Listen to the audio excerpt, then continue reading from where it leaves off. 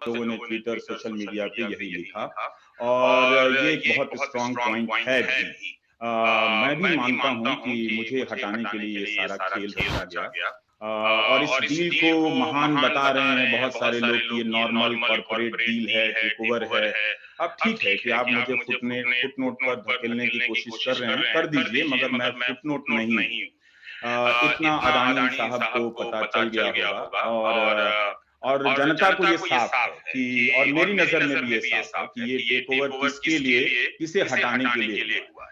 तो गरीबों की आवाज को अगर आप खरीद नहीं सके तो उसे मंच से ही धक्का देकर गिरा दो, या उस मंच को ही खरीद लो जहां मेरा वहां उस मंच पे प्रेजेंट रहना एक एक एक और ज्यादा बड़े कॉन्ट्रडिक्शन की की तरह लगने लगे। तो आप खरीद नहीं सके तो हटा दिया। तो मुझे लगता है कि मुझे बेरोजगार करने के लिए हजारों करोड़ रुपए के दांव खेले गए हैं। और इतने पैसे में तो करण, मुझे लगता है कि यूपी बिहार के हजारों लड़के लड़कियों को नौकरियां मिल सकती थी जितना पैसा लगाकर मुझे बेरोजगार किया गया। लेकिन मैं बात इस पर आता हूं कि 25 नवंबर को मिस्टर अदानी क्या करते हैं। फाइनेंशियल टाइम्स में वो एक इंटरव्यू देते हैं और वो कहते हैं कि independence means if government has done something wrong, something, मतलब ये सरकार तो कभी गलती कर ही नहीं रही है, कभी कभी समथिंग वाली गलती हो जाती है। तो अंग्रेजी देखिए इनकी, independence means if government has done something wrong, you say it's wrong, but at the same time you should have courage.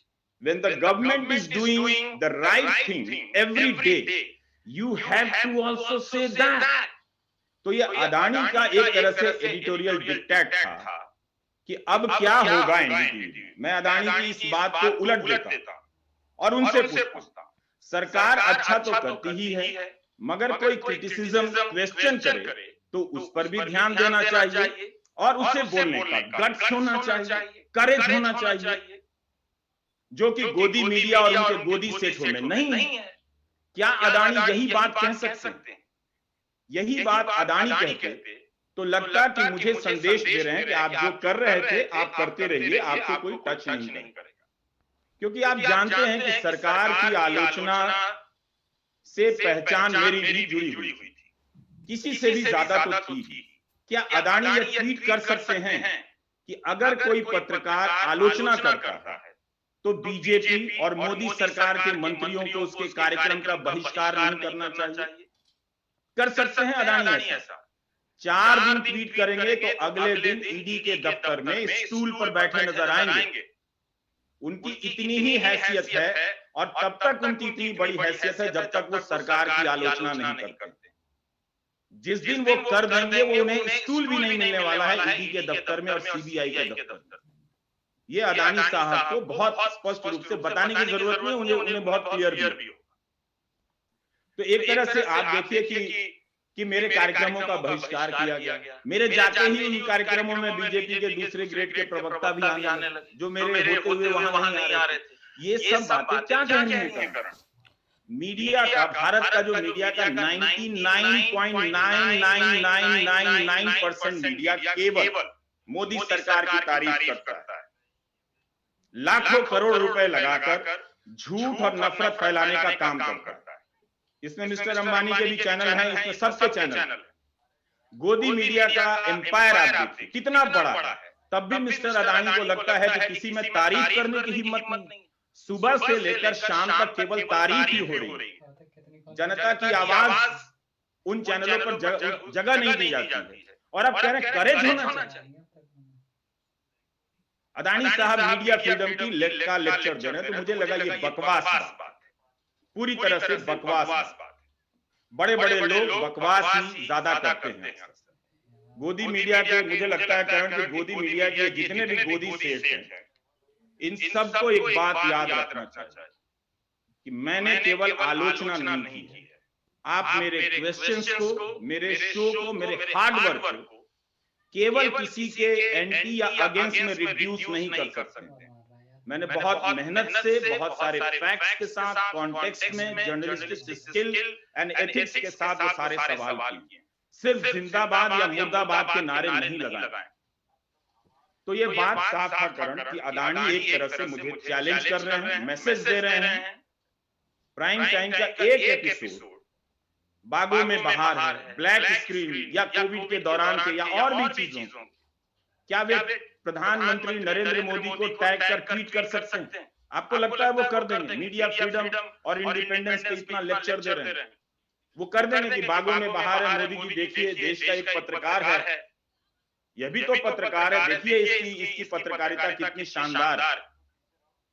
तो मुझे पता चल जाता कि मीडिया के इंडिपेंडेंस, प्रेस फ्रीडम को वो या उनके द्वारा लाए गए अच्छी अंग्रेजी बोलने वाले पत्रकार कितना रेस्पेक्ट करते हैं। एक एपिसोड नहीं कर सकते। क्या वो वायर की पेगासस की स्टोरी ट्वीट कर सकते हैं? चलिए वो नहीं कर सकते। वॉशिंगटन पोस्ट में अदानी ग्रुप के बारे में जो नेहा मसीह और दो पत्रकारों की स्टोरी छपी है, क्या उसे ट्वीट कर सकते हैं? क्या संजय पुगलिया उसे ट्वीट कर सकते हैं? उनके बारे में कई खबरों को देख रहा, किसी में वे अदानी ग्रुप का कई न्यूज देख रहा था कि अदानी ग्रुप से सवाल पूछा गया और वो सवालों के जवाब नहीं देते, बल्कि कई बार बिल्कुल ही जवाब नहीं देते। अल जजीरा का एक प्रोग्राम में देख रहा था, लिसनिंग पोस्ट, उसमें इसी टेकओवर पर एक रिपोर्ट बनाई गई है। उस रिपोर्ट में एक हिस्सा है करण कि अदानी ग्रुप से जब हमने क्लैरिफिकेशन मांगा तो जवाब नहीं मिला। कहा गया कि दैनिक जागरण का एक इंटरव्यू छपा है, आप उसे देख लीजिए, जिसमें media, press freedom, editorial freedom जैसी कुछ बातें वो करते हैं। क्या आपने वो दैनिक जागरण का इंटरव्यू देखा है? मैं चाहता हूं कि मेरे जवाब के साथ आप स्क्रीन पर दैनिक जागरण का वो पन्ना लगा दें, जिसमें वो एडिटोरियल फ्रीडम की बात कर रहे हैं। फाइनेंशियल टाइम्स को इंटरव्यू देते हैं, कहते हैं अल जजीरा जैसा इंडिया में कोई चैनल नहीं है, होना चाहिए, और अल जजीरा के ही प्रोग्राम के रिपोर्टर को के सवालों का जवाब वो नहीं देते हैं। ये आपको क्या कमाल नहीं लग रहा है? आपने अगर जागरण का इंटरव्यू आप देखिए, वो फीचर इंटरव्यू है, लिखा है पावर फीचर इंटरव्यू।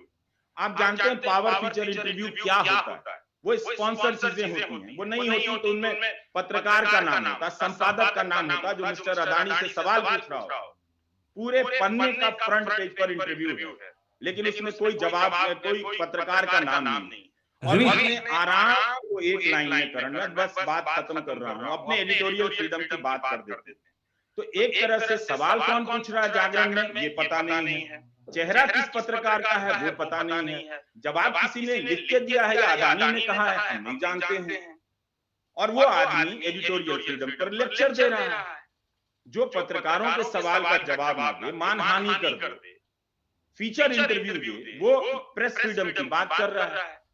तो करण, मेरी नजर में एक बात साफ है कि ऐसा व्यक्ति जो मीडिया का रेस्पेक्ट नहीं करता है, उसके सवालों के जवाब नहीं देता है, फीचर इंटरव्यू देता है, जब भी वो एडिटोरियल फ्रीडम की बात करे तो फिर हम सभी को सावरकर की तरफ पत्र लिखकर फ्रीडम की बात करनी चाहिए। मैं एक बात कर रहा हूँ, आप बस मैं खत्म कर रहा हूँ। जेब में नोट होना और जिगर में दम दोनों में बड़ा फर्क है। इसीलिए मैंने इस्तीफा दे दिया कि गोदी से तुम अपनी जेब में नोट रखो, जिगर में दम मैं रखता हूं। तो मैं वहां से निकल आया। ये take over normal take over नहीं है। आप ये इस तरह का टेक ओवर है जैसे किसी के मुंह से आप रोटी छीन लेते हैं, उसी तरह से आप किसी पत्रकार से जब उसकी कलम छीन लेते हैं, ये उस तरह का टेक ओवर है। ओके। और ये देश गरीब जनता अच्छे तरीके से जान गई है। आपने बड़े कॉम्प्रिहेंसिवली और बड़े डिटेल के साथ समझाया कि आपने एनडीटीवी से इस्तीफा क्यों दिया। I will come in a moment's time to the zikr, to the comments you made about the interview Mr. Adani gave the Financial Times on the 25th of November. पर पहले मैं आपको एक सवाल पूछना चाहता हूं about this takeover.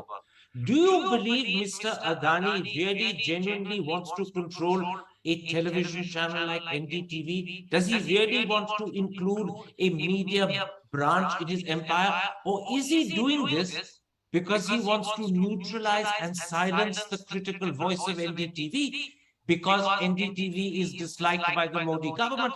And if it is the second, is he doing it at the behest of Mr. Modi directly? In other words, is this an acquisition happening because Mr. Modi asked Adani, silence this channel for me? करण, बहुत चीजें साफ हैं। अदानी किसी भी तरीके से questioning या criticism को प्रमोट नहीं करते। अगर करते तो जैसा कि मैंने कहा कि जो मेरा एपिसोड है जब एनडीटीवी को 2016 में बैन किया जा रहा था, तब मैंने किया था बागों में बहार, वो ट्वीट करके दिखा दें। बहुत सारे ऐसे एपिसोड, तो वो किसी भी तरीके से मिस्टर अदानी जो हैं वो प्रेस फ्रीडम के आइकॉन नहीं। अगर आप गैंग ऑफ वासेपुर फिल्म देखें तो आपको समझ में आ जाएगा कि कोयले का कारोबार क्या होता है। हम जिस स्टेट से आते हैं वहां हमें पता है कि झारखंड और बिहार जब यूनिफाइड था तब कोयले के कारोबार से कैसे लोग जुड़े हुए थे, बाद में उसकी जगह पे कैसे लोग आते। तो पहले एनडीटीवी के पास सिर्फ एनडीटीवी था, कोई होटल नहीं था, कोई अखबार नहीं था। अब एनडीटीवी के पास कोयले का बिजनेस है, या उस कोयले के बिजनेस के जो सम्राट कहे जा रहे हैं अखबारों में कि दुनिया के सबसे बड़े कोयला कारोबारी हैं मिस्टर अदानी, उनके पास अब एक न्यूज चैनल भी है। अगर उन्हें कोई न्यूज चैनल से महान पत्रकारिता करनी थी तो क्विंट में भी पैसे डाले गए थे। तो क्विंट ने कितनी महान पत्रकारिता कर ली, क्या कर लिया क्विंट ने? क्या उन्होंने क्विंट के जरिए ये एस्टैब्लिश करने की कोशिश की? तो साफ बात है कि इसके जरिए ये कॉर्पोरेट में बहुत सारी अनसीन चीजें होती, उनके बहुत सारे एविडेंसेस सामने नहीं होते, वरना वो अल जजीरा बनाने की बात कर रहे हैं। अल जजीरा को इंटरव्यू दे देते, आपको इंटरव्यू दे देते, क्यों नहीं आपको इंटरव्यू दे दिया? मिस्टर अदानी को तो अंग्रेजी भी आती है और आपको भी अंग्रेजी आती है। सारा प्रेजेंट इंडेफिनिट और प्रेजेंट डेफिनिट सेंटेंसिंग का गायब हो जाता है। कहां पास्ट फ्यूचर में गायब हो जाते हैं या फ्यूचर इम्परफेक्ट हो जाते हैं, पता ही नहीं चलता।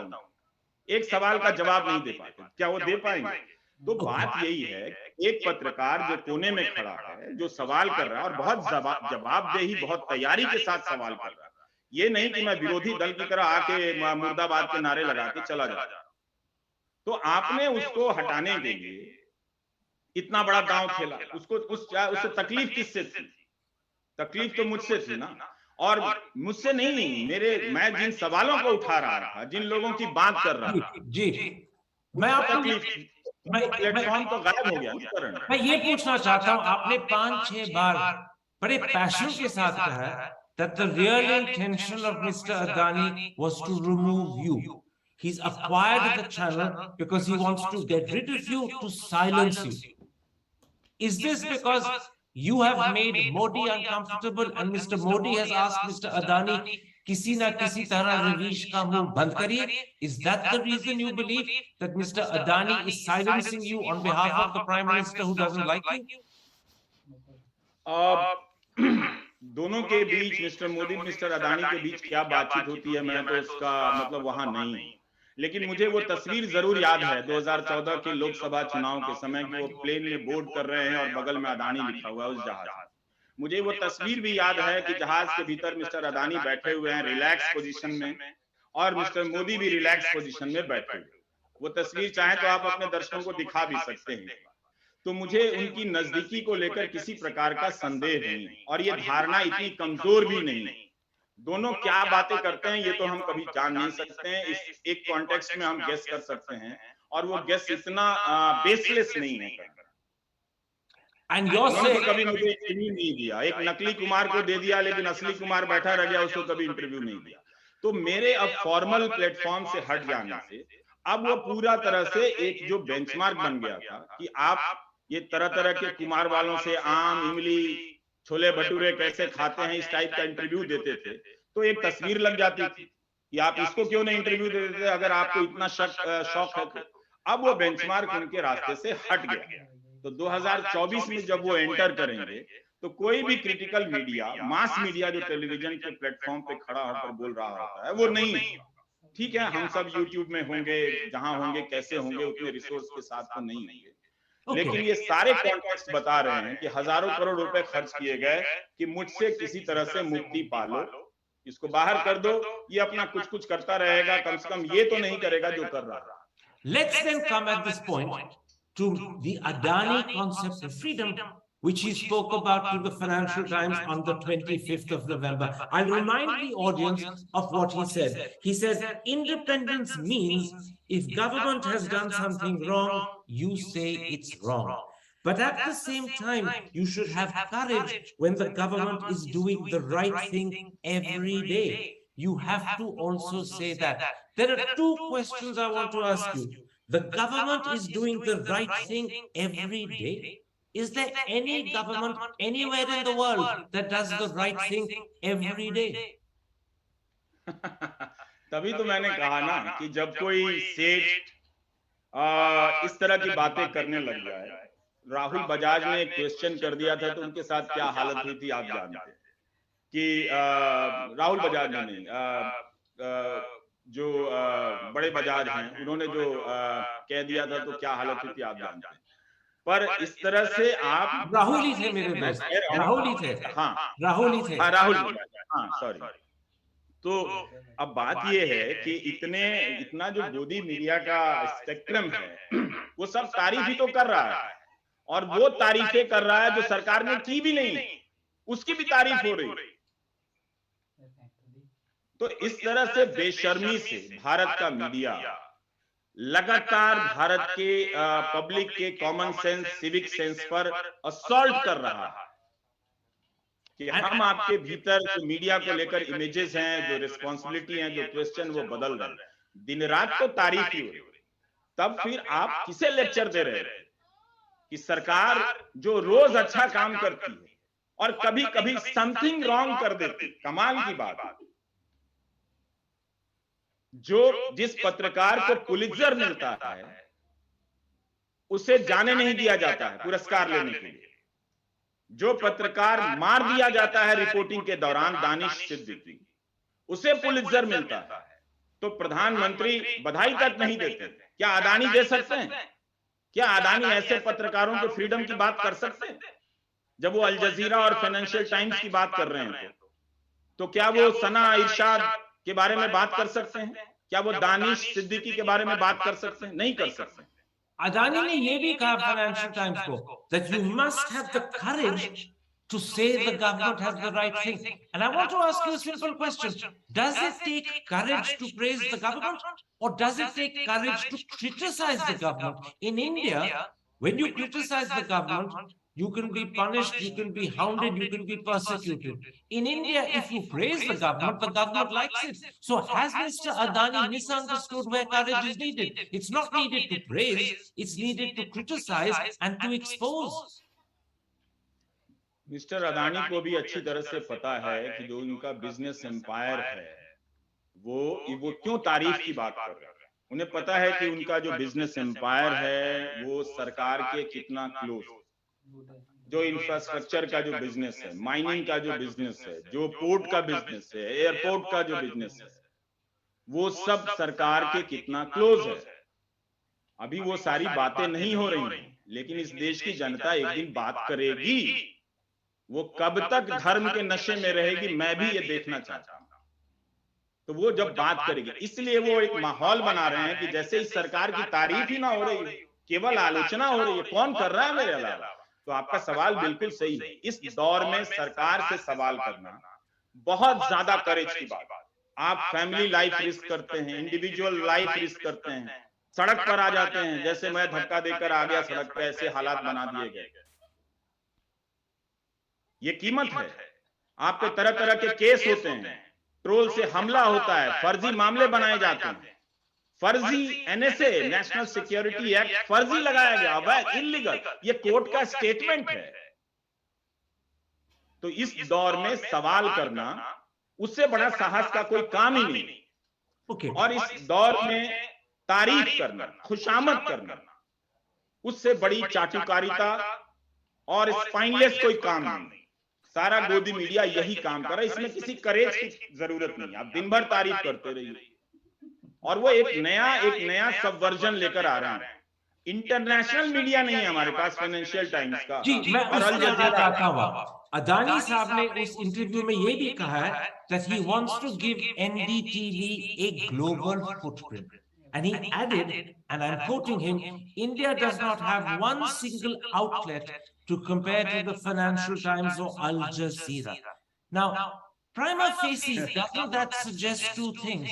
One, that he's prepared to put a lot of money into NDTV. Otherwise, NDTV won't have a global footprint to equate with Al Jazeera or the Financial Times. But secondly, it also suggests that he has to protect the credibility of NDTV, because otherwise NDTV cannot aspire to the status of the Financial Times and Al Jazeera. And both of these are contradicted by what he said about independence. So he's really in the middle of a dilemma. On the one hand, he wants to make it global. He wants it to compete with Financial Times and Al Jazeera. That means you have to protect the credibility of NDTV. On the other hand, his definition of independence means NDTV will become a propaganda organ for the government, in which case it won't have any credibility and it won't become the equivalent of Financial Times and Al Jazeera. So he's caught in the middle of a dilemma. बिल्कुल करण, अगर वो independence के supporter होते तो वो दैनिक जागरण को unknown reporter को feature interview नहीं देते। इससे पता चल रहा है कि वो सिर्फ एक अच्छी अंग्रेजी में जो ऐसे बिजनेस डील के वक्त कही जाती हैं, बड़े बड़े मोटिव अटैच कर दिए जाते हैं ताकि ग्लोरीफाइड लगे, एक ऐसे टाइम में जब प्रधानमंत्री खुद लोकल की वकालत कर रहे हैं, तो लोकल लोगों की मांग को रखने वाला हिंदी के पत्रकार को हटाने के लिए आप ग्लोबल चैनल बनवा रहे हैं। यही लैंग्वेज अर्नब गोस्वामी भी यूज करते थे कि हम ग्लोबल प्रेजेंस बढ़ाएंगे। क्या हो गया? यही लैंग्वेज एक तरह से आप देखें तो अब अडानी भी कर रहे हैं। यही लैंग्वेज जी न्यूज ने भी किया कि हम वाइन बना रहे हैं, ग्लोबल प्रेजेंस बढ़ाने वाले हैं। क्या बढ़ गया उससे? और जो हिंदी के कुछ चैनल ग्लोबल होने के नाम पर यूक्रेन वॉर को कैसे दिखा रहे थे, पुतिन के बारे में क्या क्या कह रहे थे, सरकार को ही एडवाइजरी जारी करनी पड़ गई कि इतना भी झूठ मत बोलो कि पुतिन न्यूक्लियर बटन दबाने वाले हैं। तो ये ग्लोबल का बहाना इसलिए लिया जा रहा है ताकि सुनने में अच्छा लगे। जो इंग्लिश मिडिल क्लास है उसको एक तरह से चारा दे रहे हैं, फॉडर दे रहे हैं कि आप थोड़ा कंफर्टेबल रहें, हम कुछ बहुत बड़ा करने वाले हैं। जैसे इंडिया के बारे में लोग नहीं जानते थे, अब ग्लोबल चैनल आएगा तो इंडिया के बारे में लोग जानेंगे। जो लोकल समस्याओं की बात कर रहा था मैं, जो इलाहाबाद में लड़के प्रदर्शन कर रहे थे, पटना में जब अग्निवीर को लेकर प्रदर्शन कर रहे थे, तो किसने दिखाया? तो उसको अब नहीं दिखाना। अब उसकी जगह क्या करना है? एक अच्छी अंग्रेजी में वेल प्रोडक्शन के साथ ग्लोबल चीजें दिखानी है कि दुनिया में भारत का नाम हो रहा है। तो यहाँ पेट खाली है और वहां जिनके पेट भरे हुए हैं उनकी कहानी बतानी या उनके और समस्याओं के बारे में बताना है। तो ये सबवर्जन इस वक्त, ताकि हर चीज अच्छी लगे सुनने में और लोगों का ध्यान इस पे ना जाए कि इतने बड़े पत्रकार तो नहीं है कि इनके लिए हजारों करोड़ की डील हुई। तो इसलिए ये ग्लोबल का स्वांग, जिसको हिंदी में हम स्वांग कहते हैं, एक तरह से ड्रामा, एक फसाड क्रिएट किया गया है कि हम ग्लोबल चैनल बनाने वाले हैं। तो आप वाशिंगटन पोस्ट के सवालों का जवाब दे देते। There's another contradiction I want to put to you. Mr. Adani has the money. If he wants to make NDTV global, he can position it on every satellite and make it available in every continent and every country. But if at the same time he has undermined its credibility and its reputation, if he has destroyed its independence and its capacity to criticize the government, then what is the purpose of making this channel global? It will be available all over the world, but no one will watch it. A few NRIs who hanker for India because they miss the country and are not at home in the new country they've gone to, they may watch it. But they are a minority. He will have spent hundreds of thousands of crores maybe to make NDTV global, but if he's undermined its independence and credibility, no one will watch it. He'll have simply wasted his money. करण, उनके पैसों की कोई कीमत नहीं है। उसमें ताकत जरूर है पर उन पैसों में कोई कीमत नहीं है। अगर कीमत होती तो मुझे खरीद लेते। तो ये जो बात है कि वो ग्लोबल चैनल बनाएंगे, उनकी कोई बहुत बड़ी क्रेडिबिलिटी है, मैं इन सब में यकीन नहीं करता। उनके बिजनेस की क्या क्रेडिबिलिटी है आप जानते हैं। अगर आप कोल माइंस के बिजनेस और डील के बारे में पढ़ेंगे, बहुत सारे रूल्स रेगुलेशंस के बारे में पढ़ेंगे, आप जानते ही हैं, तो आपको ये चीजें और ज्यादा व्यूअर को क्लियर हो जाएंगे कि मिस्टर अदानी क्या है। वो अगर मीडिया में क्रेडिबिलिटी लाने वाले हैं तो दैनिक जागरण को इस तरह का इंटरव्यू नहीं दे जिसमें रिपोर्टर का नाम ना हो, और कहीं कोने में दिखाने के लिए आप जवाब दे दें कि हम फ्रीडम की बात कर रहे हैं। तो वो इस तरह का काम नहीं करते। इन्होंने, उनकी नजर में बहुत साफ है, बहुत पैसा है उनके पास। बाकी गोदी मीडिया के पास भी बहुत पैसा है, क्योंकि उसमें कोई प्रोडक्शन कॉस्ट नहीं है करना। दो लोगों को बुलाना है, हिंदू मुस्लिम करना है या किसी गाने पे डिबेट करना, ये जीरो प्रोडक्शन कॉस्ट है, इसमें कोई पैसा नहीं लगता। तो उनकी अर्निंग बहुत ज्यादा हो रही है, तो सबके पास पैसा है ग्लोबल होने के लिए। अभी तक क्यों नहीं हो गए? क्या ये जितने गोदी मीडिया के चैनल हैं नंबर 1 नंबर 2 हो रहे हैं, वो अमेरिका, न्यूयॉर्क और लंदन में अपना रिपोर्टर नहीं रख सकते थे? ग्लोबल वाली बात जो है वो बकवास है। बना सकते हैं बहुत तरह की कहानियां, हम और आप लंदन जाते हैं, हम भी किसी ऑक्सफोर्ड यूनिवर्सिटी में घूमते हुए वीडियो बना देंगे, बड़ा अच्छा लगेगा कि यहाँ इंडिया का एक स्टूडेंट है ऋषि, जिसने संस्कृत के ग्रामर का एक नया इन्वेंशन किया है, बड़ी ब्रेक थ्रू कर दिया है, बहुत अच्छा लगेगा। पर सवाल यह है कि वो ऋषि भारत के यूनिवर्सिटी में क्यों नहीं कर पा रहा? भारत की यूनिवर्सिटी कहाँ है? 2017 में इन्होंने इंस्टीट्यूट ऑफ एमिनेंस की बात कही थी पटना में, जब नीतीश कुमार ने कहा कि पटना यूनिवर्सिटी 100 साल की हो गई, इसे सेंट्रल यूनिवर्सिटी का दर्जा दे दीजिए, तो मजाक उड़ाया उन्होंने कि ये सब पुरानी बातें हो गई। तो यहाँ के बच्चों को जिस लेवल की, जिस खराब लेवल की पढ़ाई दी जा रही है, उसकी बात कौन करेगा?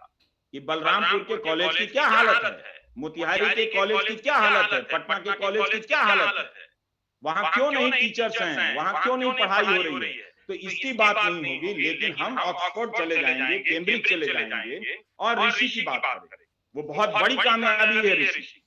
लेकिन सवाल है कि यहाँ पर जो रिसर्च हो रहे हैं, जो मौलाना आजाद स्कॉलरशिप आपने बंद कर दी, कहीं चर्चा नहीं हो रही।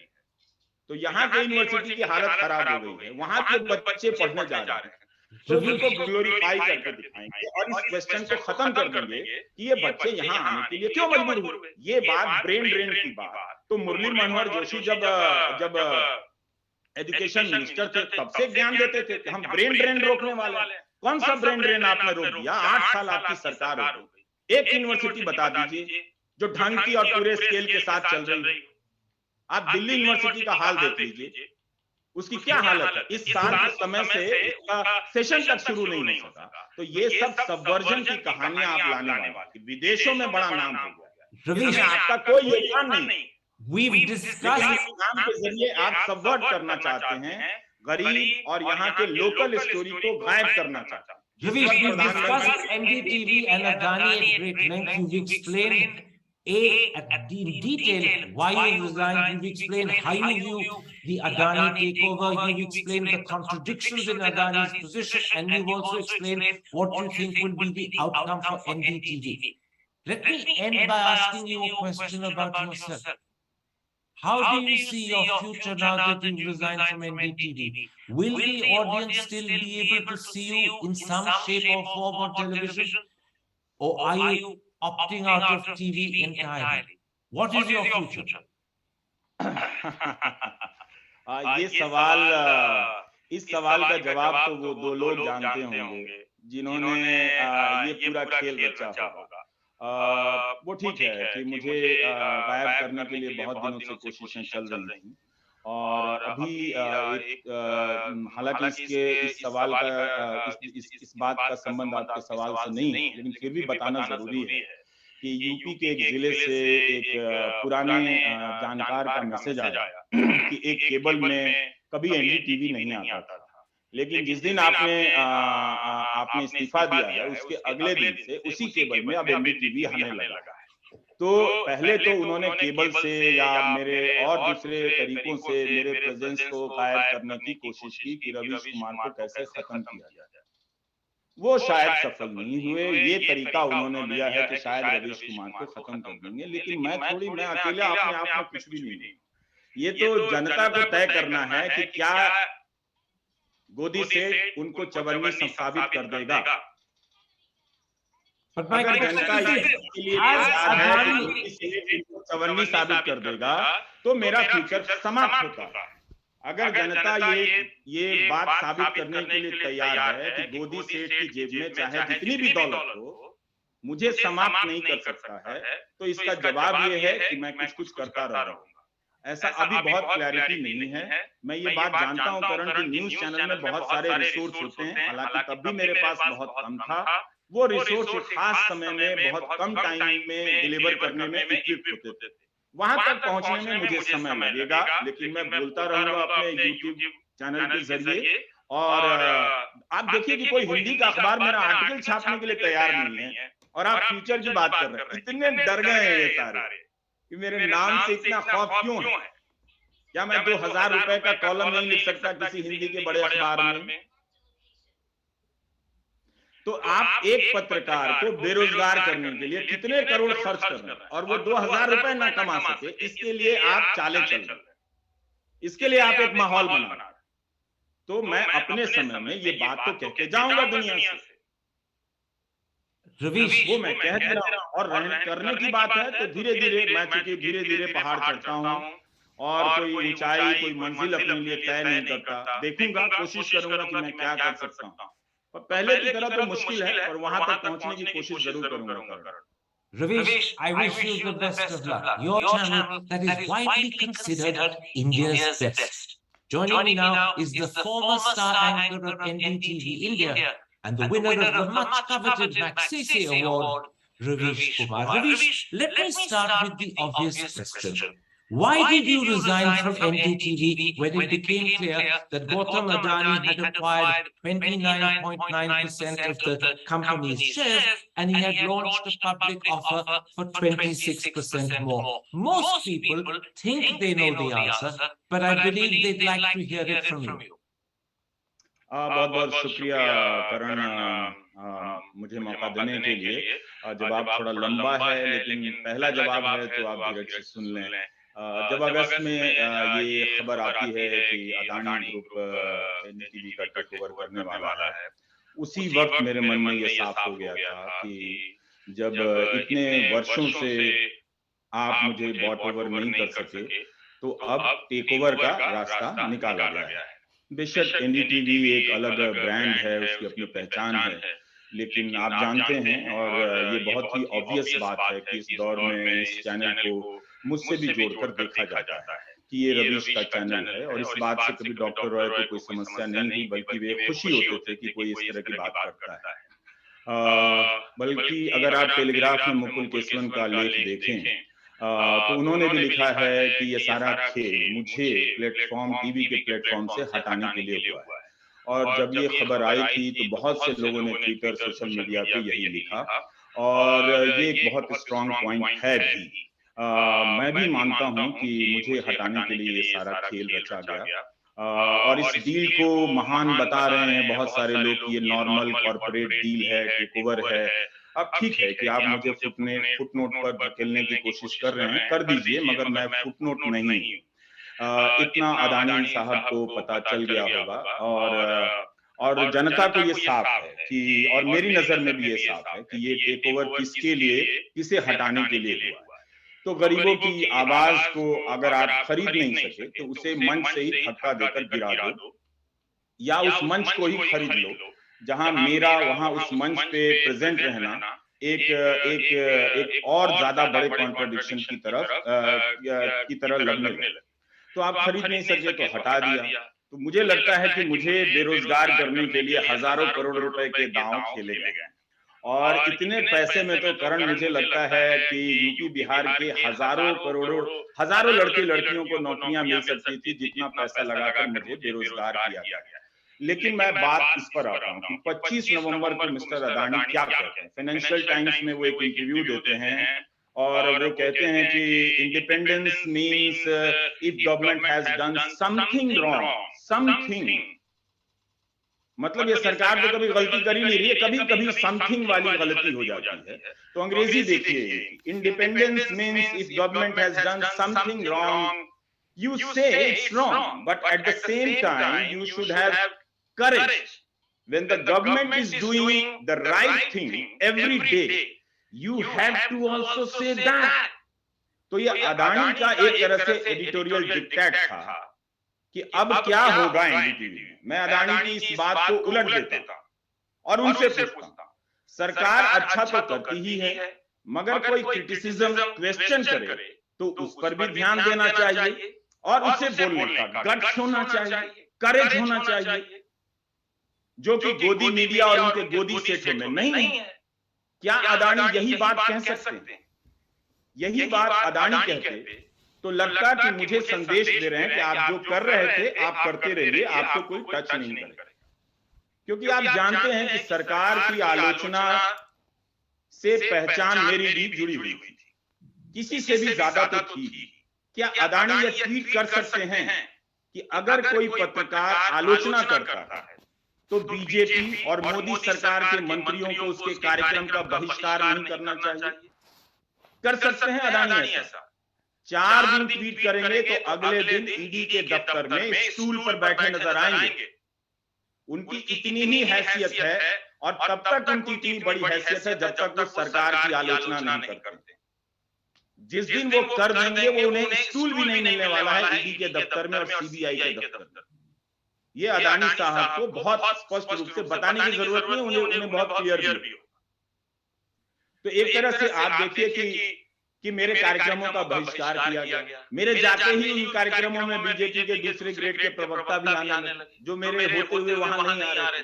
ये सब बातें क्या कहने हैं करण? मीडिया का, भारत का जो मीडिया का 99.99999% मीडिया केवल मोदी सरकार की तारीफ करता है, लाखों करोड़ रुपए लगाकर झूठ और नफरत फैलाने का काम करता है। इसमें मिस्टर अंबानी के भी चैनल हैं, इसमें सबके चैनल हैं। गोदी मीडिया का एम्पायर आप देखिए कितना बड़ा है, तब भी मिस्टर अदानी को लगता है कि किसी में तारीफ करने की हिम्मत नहीं। सुबह से लेकर शाम तक केवल तारीफ ही हो रही है। जनता की आवाज उन चैनलों पर जगह नहीं दी जाती है और अब कह रहे हैं करेज होना चाहिए।